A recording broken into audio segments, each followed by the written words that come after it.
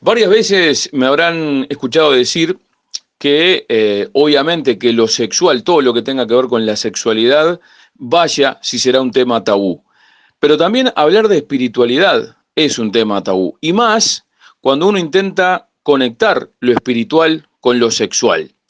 Eh, Nos enseñan o aprendemos o crecemos entendiendo, suponiendo que lo espiritual y lo religioso es lo mismo, es exactamente lo mismo hablar de espiritualidad que hablar de religiosidad, como que una fuera sinónimo de la otra. No estoy tan seguro de eso. Digo, de hecho sí estoy seguro que nada tiene que ver lo espiritual con lo religioso. Nada tiene que ver lo espiritual con lo religioso.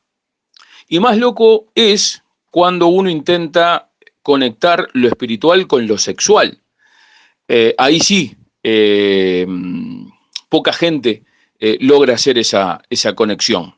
Y hay un ejemplo claro, clave, que me ha servido en varias oportunidades y tiene que ver con, a todos nos ha pasado, o a la mayoría nos ha pasado, y si no te pasó, si estás atento o atenta, seguramente en algún momento te vaya a pasar, cuando te encontrás con una persona, un completo desconocido o desconocida, y hay algo que te llama la atención, hay algo que te interesa de esa persona, hay algo que te inquieta de esa persona, hay algo que te atrae de esa persona. Y tal vez esa persona no esté dentro del estereotipo de persona que habitualmente puede llegar a atrapar tu atención.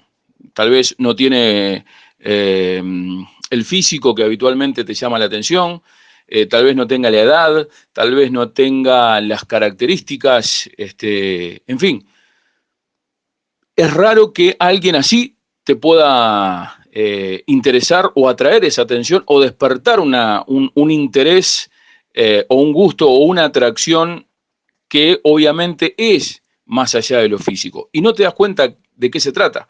Decir, no, no sé por qué, no le encontrás la razón, no le encontrás el motivo, le buscás una explicación del por qué esa persona despierta eso en vos y no le encontrás la razón. Bueno, acá sí empezamos a hablar de espiritualidad, conectado con lo sexual. Y acá sí vas a poder entenderlo.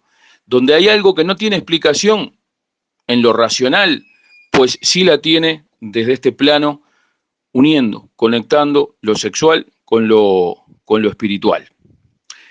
Más cuando nosotros venimos de una total carencia de educación en cuanto a lo espiritual. Si tenemos una muy escueta y limitada educación sexual, bueno, hay una mínima, prácticamente imperceptible educación en cuanto a lo espiritual. ¿Por qué? Porque si hubiese una educación en cuanto a lo espiritual, como sí tienen otras culturas, lo religioso no podría ser, no podría, las religiones, no hablo de ninguna en particular, hablo de la gran mayoría, las religiones no podrían apoderarse de esa espiritualidad de sus fieles, no podrían usufructuar ese poder espiritual, esa fuerza espiritual de sus fieles. Las religiones lo conciben o lo comulgan o lo profesan de que desde el lugar que esa fuerza espiritual que tenemos la podemos lograr conectándonos con alguna entidad o con alguna imagen o con algún culto o con algún rezo. Y en realidad esa fuerza espiritual no es una cosa exterior a nosotros, no viene de afuera, no es una cosa que viene desde afuera, es algo que tenemos adentro, dormido, atrofiado, en estado vegetativo, pero está dentro nuestro. En algunos casos lo despertamos, lo necesitamos y es donde recurrimos en muchos casos a muchas religiones como para despertar eso. Pero todo eso está dentro. Y lo digo desde el mayor de los respetos hacia todas las religiones. El poder espiritual, la fuerza espiritual, la llama espiritual, no sé, el fuego espiritual, la chispa, el chi, del cual tanto hablan los chinos, ese espíritu no viene desde afuera, no es una cosa que entra y penetra del exterior hacia el interior. Esa fuerza espiritual está en nosotros, está dentro nuestro. en muchos casos dormida, atrofiada. Si no se utiliza cualquier cosa que no se utilice, obviamente se va a atrofiar, en estado vegetativo, totalmente desconocida, ignorada, pero en fin, desde la sexualidad también es una forma de despertar esa conexión espiritual.